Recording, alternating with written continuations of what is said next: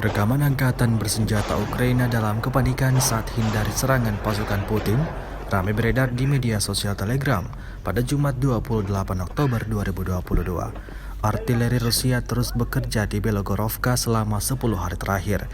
Nazi dikabarkan berada di bawah tembakan keras hampir sepanjang waktu dari pasukan Rusia.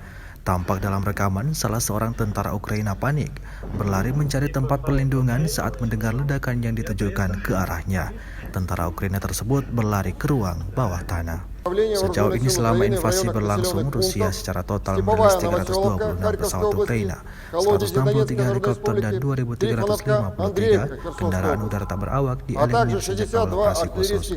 Sementara itu dari kubu Kiev, Kementerian Pertahanan Ukraina melaporkan 320 tentara Rusia dieliminir dalam sehari terakhir. Total 69.220 prajurit Federasi Rusia meninggal sejak awal konflik hingga hari ke-246.